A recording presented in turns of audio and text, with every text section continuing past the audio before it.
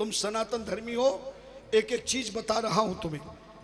परमात्मा ने जब अपने आप को प्रकट किया तो उसके सिर पर केवल बाल थे, बाकी पूरा शरीर नग्न था। नग्न अवस्था शरीर, केवल सिर पर बाल थे। और ऐसे शरीर को दिगंबर शरीर कहते हैं। कौन सा शरीर कहते हैं? दिगंबर शरीर। तो परमात्मा ने अपने आप को दिगंबर रूप में प्रकट किया और अपनी शक्ति को भी अपने साथ में प्रकट किया। और परमात्मा ने अपना नाम सदा शिव रखा और शक्ति का नाम शिवा रखा। यानी शिव और शिवा दोनों एक साथ मूर्ति रूप प्रकट हुए और दोनों ने अपने रहने के लिए एक नगरी प्रकट की। और जिस नगरी को परमात्मा ने प्रकट किया उस नगरी का नाम रखा आनंदवन। क्या नाम रखा? आनंदवन। आगे चलकर इसी आनंदवन का नाम पड़ा काशी नगरी। ध्यान देना, दूसरा क्या नाम पड़ा आनंदवन का? काशी। और फिर तीसरा नाम पड़ा वाराणसी। और अंतिम में सरकार ने चौथा नाम निकाला बनारस। याद रखना, काशी नगरी के 4 नाम हैं और ये नगरी किसी ने बनाई नहीं है, ये परमात्मा ने प्रकट की है। और ये नगरी कभी मुने प्रलय काले पी न तक क्षेत्रम कदाचन विमुक्तम ही शिवाभ्याम यदि विमुक्तम ततो विधु। ये काशी नगरी कभी प्रलय में भी नष्ट नहीं होती। परमात्मा सबसे पहले काशी नगरी में मूर्ति रूप में प्रकट हुए और उसकी शक्ति प्रकट हुई। जो प्रकट हुआ परमात्मा का क्या नाम था? सदा। शिव, सदा शिव। सदा मानी हमेशा और शिव मानी कल्याण करने वाला। ये फोन बंद कर दो, हाँ, क्योंकि हमारी कथा का नियम है। आज तो छोड़ देते हैं, कल से नियम है, जो भी मोबाइल कान पे लगाएगा हमारे ये पंडित जी जाके छीन के लाके चढ़ा देंगे। और जो कथा में चढ़ जाएगा फिर वापस नहीं मिल पाएगा। इसलिए मोबाइल का प्रयोग कृपया ना कर, हाँ, क्योंकि हमारा भी मोबाइल खराब हो गया। वो पीले कपड़े वाले कहाँ चले गए जिन्होंने आज ठीक करके दिया है? तो हम भी तलाश में, कोई कान में लगावे तो हमें भी मिले। हरे हरे हरे हरे हरे नंदिना, हमेशा कल्याण करने वाला सदा शिव नाम रखा और शक्ति का नाम शिवा। और जिस नगरी को प्रकट किया उसका क्या नाम पड़ा? आनंदवन। काशी, वाराणसी। असी नाम की एक और नदी आती है, पवित्र नदी गंगा में। काशी नगरी में शक्ति का रूप है। आप गंगा जी को कहीं भी देखो जोर से शोर मचाती है, मगर काशी नगरी की गंगा को देखना बड़ा शांत होती है। भोलेनाथ की कृपा से काशी नगरी में 2 शिव पुराण हो चुकी है। पिछले वर्ष भी विशाल रूप में कार्यक्रम, विद्वानों के बीच में कथा हुई और उसके 3 साल पहले भी कथा हुई। भोलेनाथ की बड़ी कृपा है। इस तरह काशी नगरी हुआ। भगवान ने तीनों को प्रकट करके अब सृष्टि की रचना प्रारंभ की। सबसे पहले काशी नगरी में सदा शिव और शिवा ने सबसे पहले एक देव को प्रकट किया। और जिस देव को प्रकट किया वो यौवन अवस्था वाला था। गुंगराले बाल थे, पीले वस्त्र पहने थे, 4 भुजाएं थी, सर पर मुकुट लगा था, गले में वैजंती माला थी, 4 हाथों में शंख, चक्र, गदा, पद्म, कमल का फूल लिए था। जैसे ही पहला देव प्रकट हुआ, सदा शिव और शक्ति के सामने हाथ जोड़कर खड़ा हो गया। बोले, आप मेरा नामकरण संस्कार कीजिए, मैं किस नाम से विख्यात होऊंगा। तब सदा शिव और शिवा ने काशी नगरी में प्रकट किए प्रथम देव, पीतंबरधारी, चतुर्भुजधारी, शंख चक्र गदा पद्म लिए नामकरण संस्कार करते हुए कहा, विष्णुवती व्यापकत्वाते नाम ख्याति भविष्यति बहुन्यन्यानि नामानि भक्त शोक कराणि। ऐ देव, तुम इस त्रिलोकी के पहले देवता हो, तुम सारे विश्व में व्यापक रहोगे, इसलिए तुम्हारा नाम विष्णु रखता हूं। क्या नाम रखा? विष्णु। ध्यान से सुनना कथा। कथा शुरू हो चुकी है। अब तक परिचय था, नारद प्रसंग था, अब शिवपुराण कथा प्रारंभ। कैसे शिवलिंग प्रकट हुआ, जल कैसे प्रकट हुआ, भांग धतूरा आग समी दुर्वा घास कैसे प्रकट हुए, लाल चंदन कैसे प्रकट हुआ, बेलपत्र कैसे प्रकट हुआ, क्यों चढ़ाया गया। बहुत सुंदर कथा है। तुम्हारा नाम विष्णु होगा। कहा महाराज मेरा काम क्या होगा? बोले तपह कुरु दृढ़ो भूत्वा परमम कार्य साधनम। ऐ विष्णु, तुम इसी काशी नगरी में मैं जो मंत्र बता रहा हूं, इस मंत्र का जाप करके घोर तपस्या करो, क्योंकि तुम्हें सृष्टि का काम करना है और बिना तपस्या के कार्य पूरा नहीं कर सको। ऐसा सुन करके भगवान विष्णु ने काशी नगरी में सदा शिव और शक्ति के आदेश अनुसार और श्वास के द्वारा दिए मंत्र का जाप करते हुए, शिव और शिवा का ध्यान करते हुए घोर तपस्या करना प्रारंभ कर दिया। इतनी घोर तपस्या विष्णु ने करी, इतनी घोर तपस्या करी कि तपस्या करते करते भगवान विष्णु के शरीर में पसीने की धारा बहने लगी, और ऐसे पसीने की धारा बही जैसे बारिश के दिनों में पहाड़ की कंदराओं में जल के पानी के झरने गिरते हैं।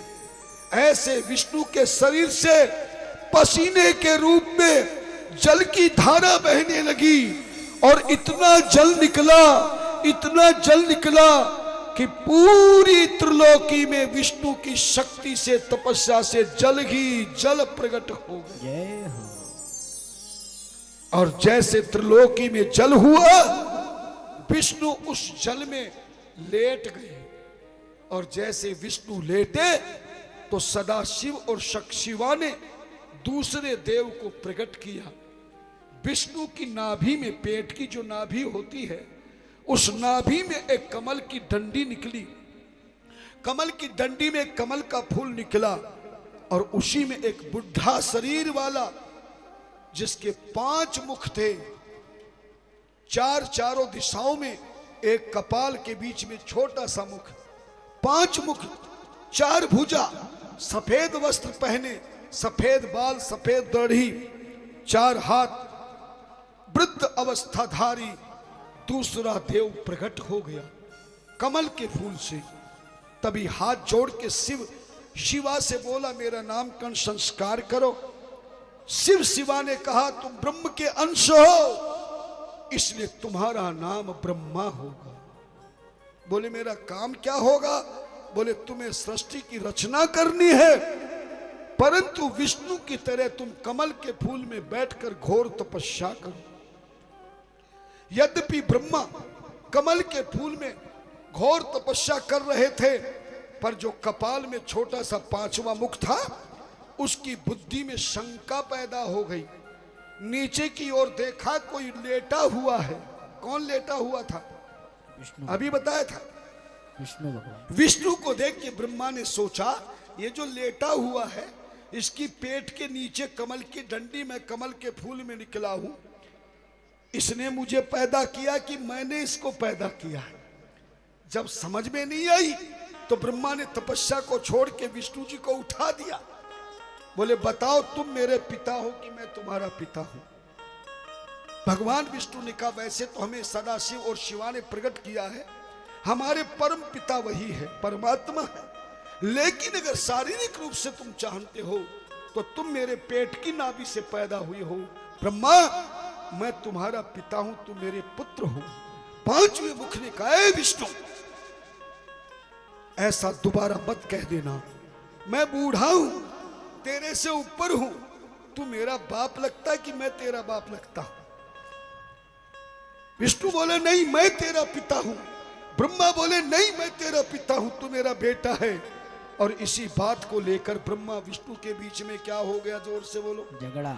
और झगड़े में भी रगड़ा, और रगड़ा भी तगड़ा। तभी भगवान शिव ने दोनों के युद्ध को समाप्त कराने के लिए अपनी शक्ति से निराकार स्वरूप दिव्य ज्योतिर्स्तंभ प्रकट कर दिया। ब्रह्मा विष्णु के बीच में क्या प्रकट कर दिया?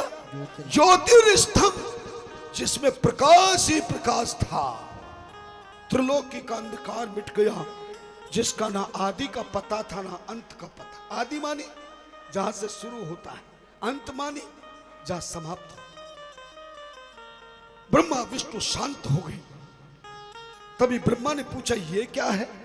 बोले ब्रह्मा, ये भगवान परमात्मा सदा शिव और शक्ति का आदि अंत जिसका पार नहीं, ये ज्योतिर्स्तंभ है जो आगे चल करके ज्योतिर्लिंग बनेगा और आगे चलकर यही शिवलिंग बनेगा। विष्णु भगवान ने तो प्रणाम किया, पर ब्रह्मा ने प्रणाम नहीं किया, क्योंकि ब्रह्मा की पांचवी बुद्धि में अभिमान आ गया।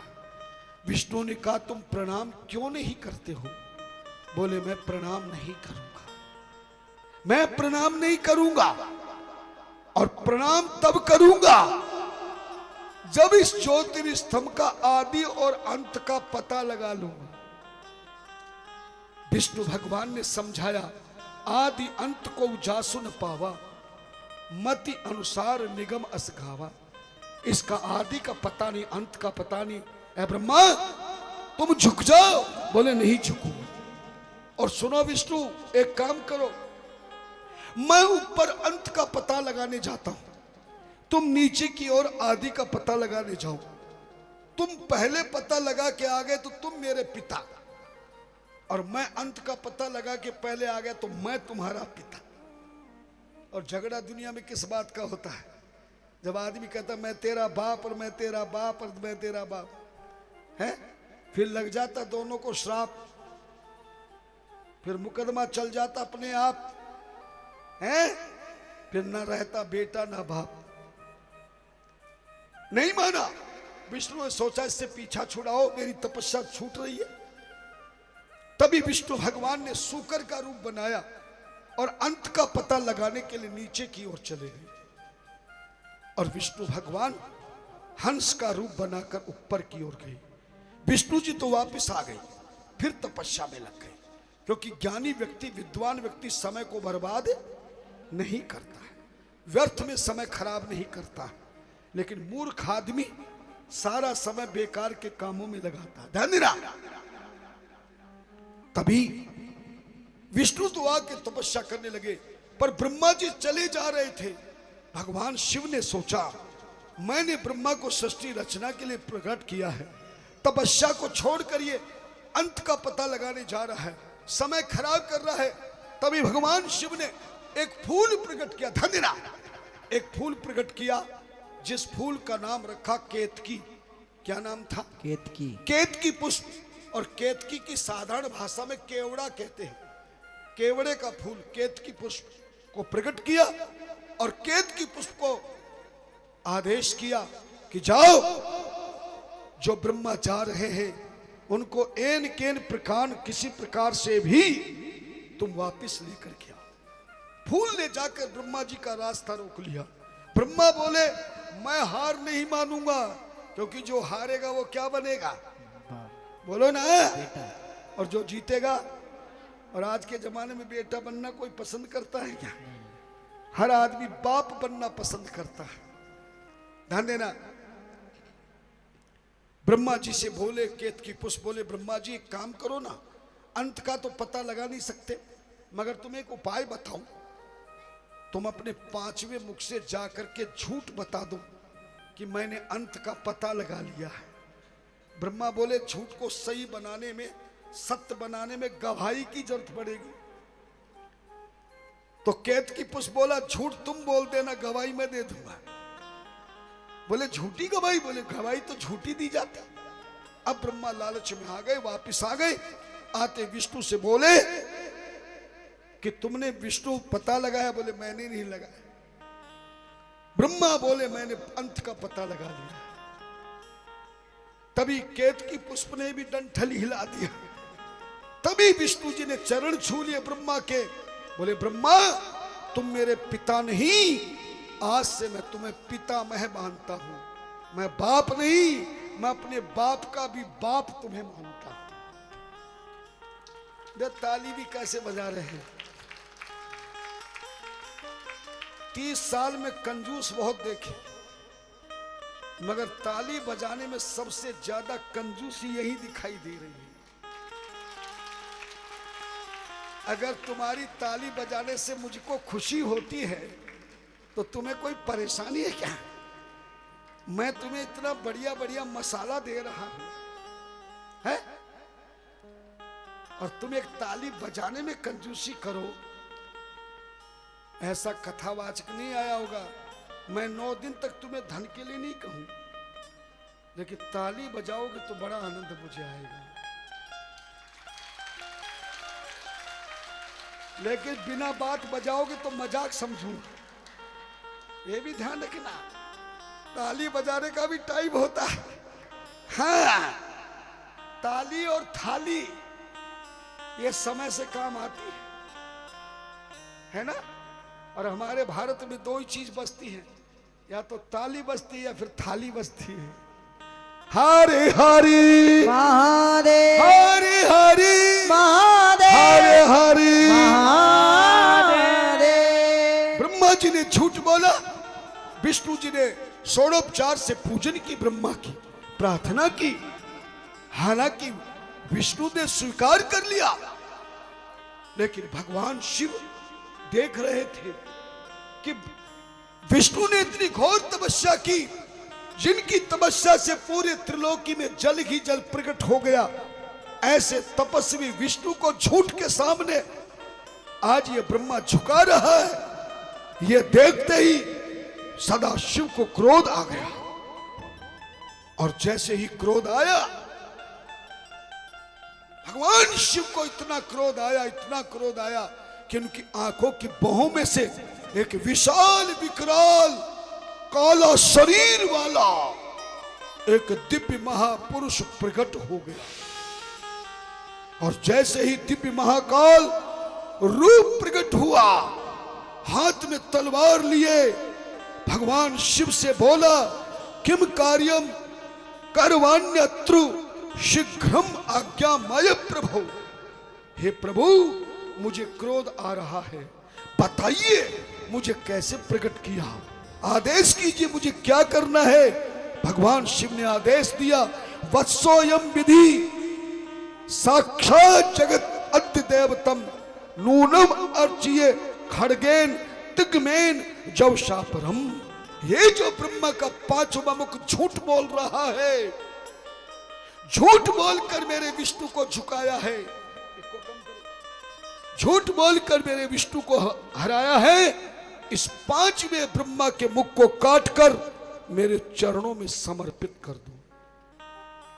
उस काल महापुरुष ने तलवार से ब्रह्मा का 5वां मुख काटा और भगवान शिव के चरणों में चढ़ा दिया। भगवान शिव ने ब्रह्मा के 5वें मुख के बालों को खींचकर धागा बनाया, दोनों आंखें निकाल के बाल के धागे में पिरोकर उस महाकाल के गले में माला पहना दी। ब्रह्मा की खोपड़ी के 2 कपाल बनाए, एक अपने पास रखा और दूसरा उस महाकाल के हाथ में दे दिया। सीधे हाथ में तलवार रखना, उल्टे हाथ में ये कपाल ब्रह्मा का रहेगा। इसी में तू भीख मांग कर दुनिया में रहना, तभी तेरा कल्याण होगा। तभी उस महाकाल ने कहा, प्रभु मेरा नाम क्या होगा? तो सदा शिव ने उस महाकाल का नामकरण संस्कार करते हुए कहा, विश्वम भर्तुम समर्थोषि भीष्म भैरव स्मृत है ततो भेष्यति कालोपि ततस्तम काल भैरवम। तुमने डर को दूर किया है। भय मानी डर, धनिरा भय मानी क्या होता है? और रव मानी दूर करने वाला। तुमने डर को दूर किया है, इसलिए तुम्हारा नाम भैरव होगा। और तुम काल को जीतने वाले होंगे, इसलिए तुम्हारा पूरा नाम काल भैरव होगा। जय हो। काल भैरव ने कहा, महाराज मेरा काम क्या होगा? या में मुक्तिपुरी काशी सर्वभ्यो ही करीयसी अधिपत्यम च तस्यास्ते काल राज सदैव ही। आज से तुम इस काशी नगरी के द्वारपाल बनकर सदा रहोगे। जो मुझ इस काशी में विश्वनाथ के दर्शन करने आएगा, जो तुम्हारे दर्शन करेगा, उसी भक्त को मेरे दर्शनों का लाभ प्राप्त होगा। तभी ब्रह्मा चरणों में गिर गए, क्योंकि अभिमान का 5वां मुख कट चुका था। लेकिन सदाशिव ने क्रोध करके ब्रह्मा को श्राप दिया, हे ब्रह्मा, यदि भी तू सृष्टि की रचना तू ही करेगा, देवता मनुष्य राक्षस तू ही बनाएगा, पर जा मैं तुझे श्राप देता हूं कि जितने भी देवी देवता तू बनाएगा, मृत्युलोक की पृथ्वी पर प्रत्येक मनुष्य, संत, योगी, तपस्वी, पंडित, पुजारी, भक्त सभी देवी देवताओं का मंदिर अपने घर में भी बनाएंगे, नगर में भी बनाएंगे, तीर्थ में भी बनाएंगे। मगर जा ब्रह्मा, तुझे श्राप देता हूं कि पूरी पृथ्वी पर तेरा कोई भी मंदिर नहीं बनाएगा। और दूसरा श्राप, किसी भी देवी देवता के साथ ब्रह्मा तेरी कोई भी पूजा नहीं करे। और केत की पुष्प से कहा कि तूने भी झूठ का सहारा लिया है, इसलिए दुनिया में ब्रह्मा के द्वारा लाखों फूल प्रकट होंगे। सभी फूलों से देवी देवता, संत, योगी, तपस्वी, पंडित, पुजारी की पूजा होगी। मगर ए केवड़े के फूल, केत की पुष्प, तेरे फूल से किसी भी देवी देवता की पूजा नहीं होगी। जैसे ही ब्रह्मा केत की पुष्प को श्राप दिया, दोनों के दोनों चरणों में गिर गई, क्योंकि 5वां मुख अभिमान का तो कट गया। जब आदमी का अभिमान नष्ट होता तो होश आता है। चरणों में गिर के रोने लगे ब्रह्मा केत की पुष्प। तब दया करते भगवान सदाशिव ने उठाया और कहा कि ब्रह्मा, मेरा श्राप तुझे जरूर लगेगा। पृथ्वी पर कोई भी अपने घर में, नगर में, तीर्थ में ब्रह्मा तेरा मंदिर नहीं होगा। पर जा, तूने अपनी गलती की क्षमा मांगी है तो मैं एक वरदान देता हूं। जिस दिन तू त्रिलोकी की रचना कर ले, तब इस केवड़े के फूल को, केत की पुष्प को अपने ब्रह्मलोक से पृथ्वी पर डालना। जा ब्रह्मा, तेरा गिराया हुआ फूल पृथ्वी के जिस स्थान पर गिरेगा, वहां पर तू 12 साल तक यज्ञ करना। उस यज्ञ की शक्ति से ही उस जगह पर ब्रह्मा तेरा पृथ्वी पर एक मंदिर बन जाएगा, और इस पुष्प के नाम से ही उस नगर का नाम हो जाएगा। आज भी ब्रह्मा का एक ही मंदिर है उस पुष्प के कारण, और उस नगर का नाम है पुष्कर राज नगर। वहां भी कथा हो चुकी है। भारत में कोई ऐसा महानगर, उपनगर, नगर, गांव, कस्बा, विदेशों में भी खूब कथा करने का समय मिला है, पर सेक्टर नंबर 19 में पहली बार मिला है। हाँ, ध्यान देना,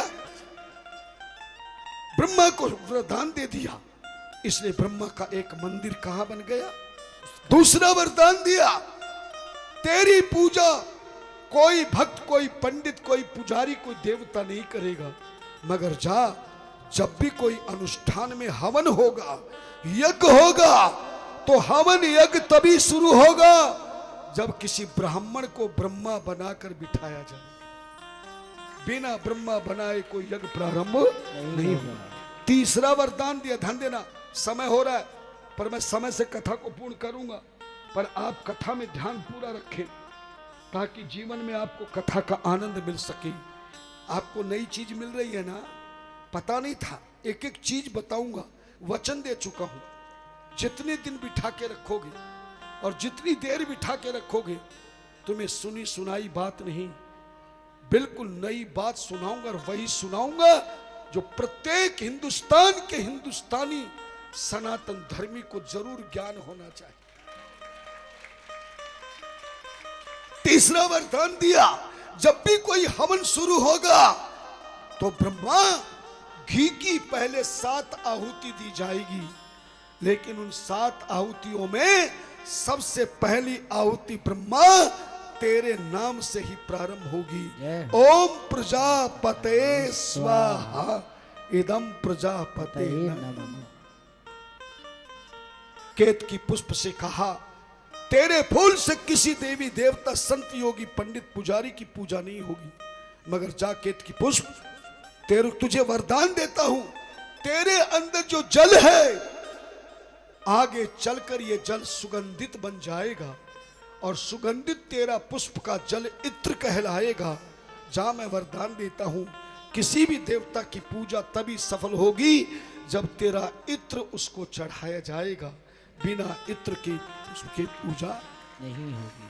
तभी भगवान विष्णु से बोले, हे विष्णु, तुम तो मेरे परम आनंदित हो, तुमने तो घोर तपस्या की है, मैं तुम पर बहुत प्रसन्न हूं।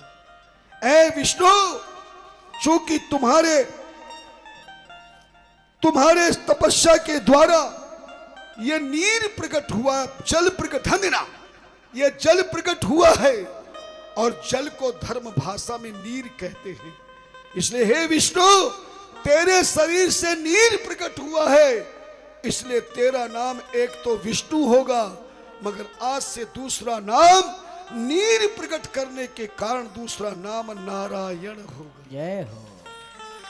और क्योंकि तूने सत्य का मार्ग चुना है, तूने सत्य का पालन किया है, इसलिए तेरा पूरा नाम सत्य नारायण होगा। बोले सत्यनारायण भगवान की जय और हो। जिस दिन तेरी ये पूजा प्रारंभ हुई है, तेरी तपस्या पूर्ण हुई है नारायण, वह दिन पंचांग के अनुसार पूर्णमासी का दिन होगा। इसलिए मैं वरदान देता हूं, जो भी पूर्णमासी के दिन तुझ सत्यनारायण की कथा करेगा, घर में पूजन करेगा, उसके घर में मुझ शिव शक्ति के द्वारा धन धान्य आयु विद्या यश बल ज्ञान बुद्धि विवेक के साथ उस परिवार में समस्त देवी देवताओं का निवास होगा, जहां पूर्णमासी के दिन सत्यनारायण का व्रत और कथा हो। जय हो। बात समझे कि नहीं? जिंदगी हो गई सत्यनारायण की कथा सुनते सुनते, मगर आज तक किसी ने नहीं बताया कि यह सत्यनारायण की कथा कब से चालू हुई, क्यों चालू हुई, और पूर्णमासी के दिन इसका महत्व ज्यादा क्यों है। क्योंकि विष्णु की तपस्या जिस दिन पूर्ण हुई, वो दिन पंचांग के अनुसार क्या कहलाया? पूर्णमासी। और सत्यनारायण नाम रखा भगवान शिव ने वरदान दिया। दूसरा वरदान दिया, ये तेरा जो जल है, ये साक्षात्कार नारायण का रूप होगा। ये जल किसका रूप होगा? नारायण का रूप। इस जल के बिना ना कोई पैदा होगा, ना किसी का पालन होगा, और मृत्यु के बाद भी बिना जल के किसी की गति नहीं होगी। तेरा जल ही जीवन होगा, जल के बिना दुनिया में कुछ भी नहीं होगा। और तेरा जल त्रिलोकी में 3 जगह रहेगा, आकाश में भी जल होगा, पृथ्वी पे भी जल होगा, और पृथ्वी के नीचे पाताल में भी जल होगा। इस जल को हाथ में लेकर जो संकल्प करेगा, उसी का धर्म कार्य प्रारंभ होगा और उसी कार्य का उसे फल प्राप्त होगा। तेरे जल के बिना किए गए संकल्प का कोई भी धर्म कर्म का पुण्य प्राप्त नहीं होगा। इस जल के द्वारा शरीर पवित्र हो जाएगा।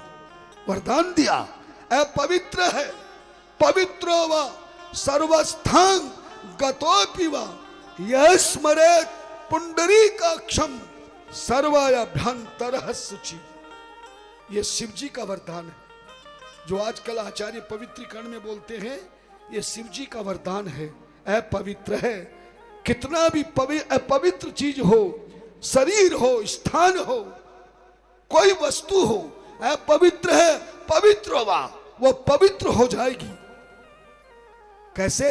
अपवित्र है, पवित्र वा सर्वस्थान, सब तरह से, और अपवित्र है, पवित्र वा सर्वस्थान गतोपि वा यः स्मरेत् पुंडरीकाक्षं।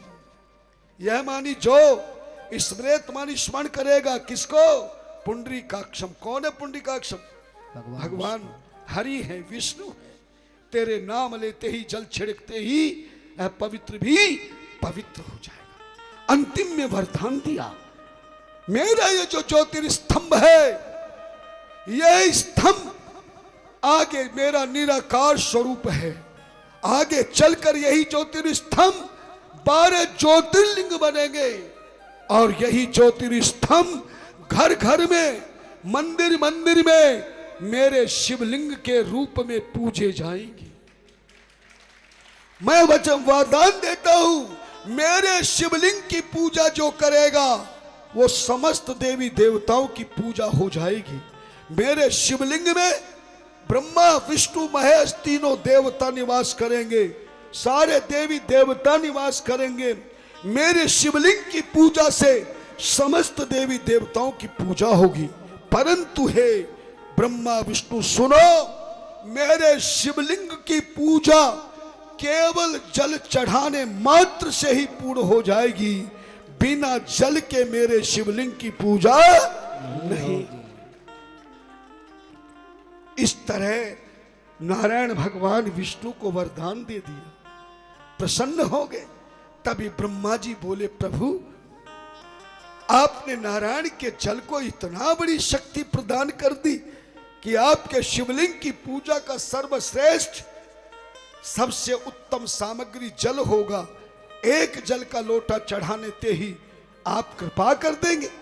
मैं भी आपके शिवलिंग के लिए अपनी शक्ति से कोई सामग्री प्रदान करना चाहता हूं। ब्रह्मा ने जैसे कहा, शिव ने कहा करो।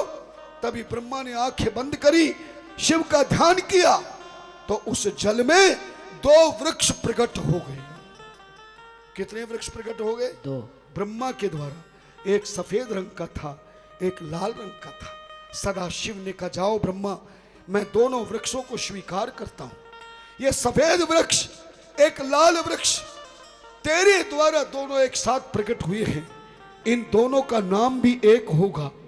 सफेद रंग का भगवान विष्णु का प्रयोग होगा और लाल रंग का मुझे प्रयोग होगा, पर दोनों का प्रयोग अलग अलग होगा, रंग अलग अलग होगा, वृक्ष अलग अलग होंगे, मगर दोनों वृक्षों का नाम एक ही होगा।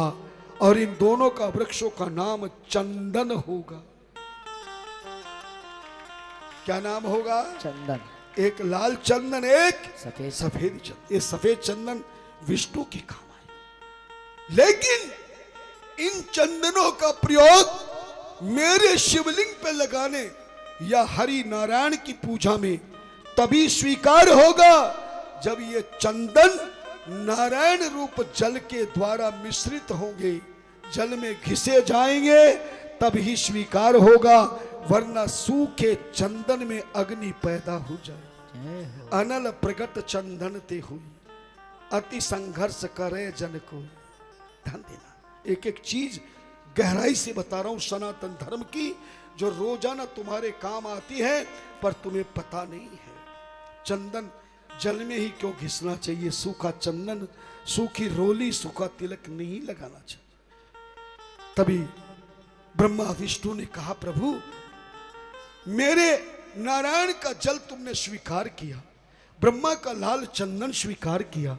हे भोलेनाथ, हे सदाशिव, आप भी शक्ति के साथ कोई ऐसी वस्तु प्रकट कीजिए जिससे प्रभु आपके शिवलिंग में प्रयोग हो सके। तभी सदाशिव ने कहा, ऐ ब्रह्मा, मैंने इस मुख से तुम्हें श्राप दिया है, क्रोध किया है, काल भैरव प्रकट हुआ है। अगर इस मुखार बिंदु से कोई वस्तु प्रकट करूंगा वो तामसिक राक्षसों को काम आएगी, इसलिए तुम आंखें बंद करो, मैं दूसरा रूप धारण करता हूं। क्योंकि उस समय सदाशिव किस रूप में थे बताया था मैंने। कौन सा रूप प्रकट हुआ था? दिगंबर रूप प्रकट हुआ था, याद रखना। भगवान शिव ने दिगंबर रूप को त्यागा और अचानक दूसरे रूप में सदाशिव प्रकट हो गए। पंचवक्र स्त्री नयनो भाल चंद्रो जटाधरे, गौर वर्णो विशालक्षो भस्मो धूलित विग्रह, 10 बाहु नीलगल सर्वाभरण भूषित है, सर्वांग सुंदरो भस्म त्रिपुंडांकित मस्तक है। भगवान सदाशिव का अलग रूप प्रकट हो गया। 5 मुख थे भगवान सदाशिव की, 10 हाथ थे, 5 मुखों पे 3-3 नेत्र था, त्रिपुंड लगा था, चंद्रमा लगा था, गौर वर्ण था। बहुत सुंदर रूप देखकर सदाशिव ब्रह्मा ने प्रणाम किया। तभी सदाशिव ने 5 मुखों से उस जल में 5 पौधे प्रकट कर दिए। कितने पौधे? 5 पौधे। जैसे ही 5 पौधे प्रकट हुए, सदाशिव ने कहा, है ब्रह्मा विष्णु, मैं इन 5 पौधों का नामकरण संस्कार करता हूं। पहला पौधा विजया कहलाएगा, विजया मानी भांग।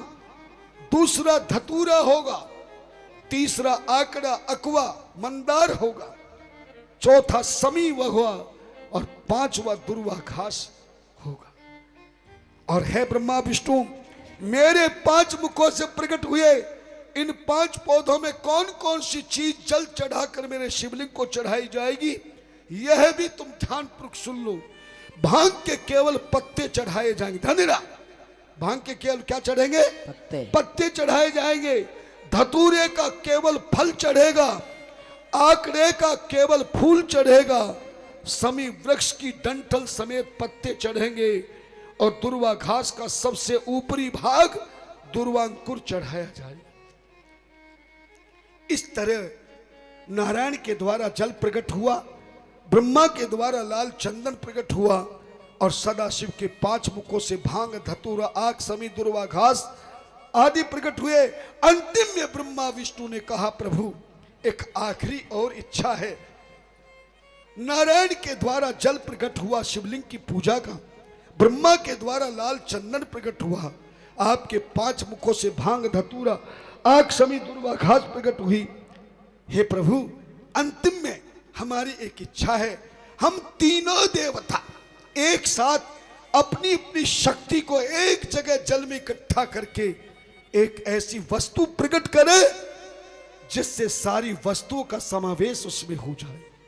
तब तीनों देवताओं ने अपनी अपनी शक्ति को प्रकट किया और तीनों शक्ति जल में एक साथ मिली तो एक विशाल वृक्ष प्रकट हो गया। उस विशाल वृक्ष की टहनी में 3-3 पत्ते लगे थे।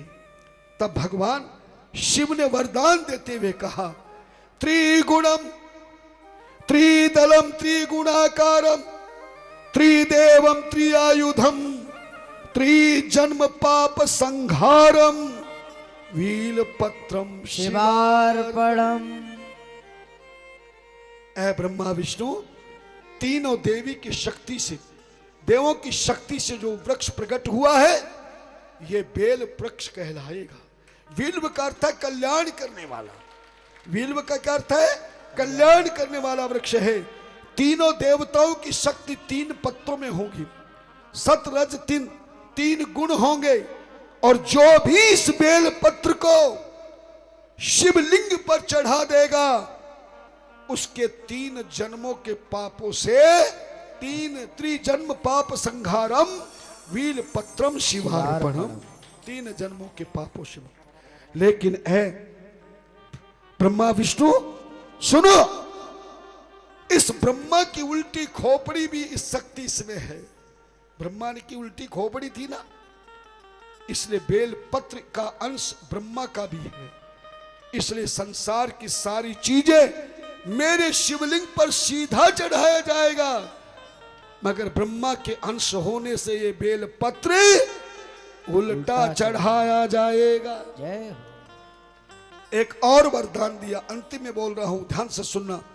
कहा, ऐ ब्रह्मा विष्णु, अगर किसी को बेल पत्र ना मिले तो मैं संसार के भक्तों के लिए वरदान देता हूं कि पहले से किसी के द्वारा मेरे शिवलिंग पर अगर बेल पत्र चढ़े हो या शिव मंदिर में पड़े हो तो पहले से चढ़े हुए बेल पत्रों को उठाकर मेरे नारायण के जल से धो करके चढ़ा देगा तो मैं नए बेल पत्रों की तरह स्वीकार करके फल प्रदान करूंगा। इस तरह से सूत जी कहते हैं, ऋषियों, ब्रह्मा ने नारद को बताया और नंदीश्वर ने सनकादि ऋषियों को बताया कि किस प्रकार से शिवलिंग प्रकट हुआ। कैसे जल प्रकट हुआ, कैसे भांग धतूरा आग समित दुर्वा घास प्रकट हुई, कैसे बेल पत्र चढ़ाए, उल्टे क्यों चढ़ाए, ये कथा मैंने तुम्हें सुना दी ऋषियों।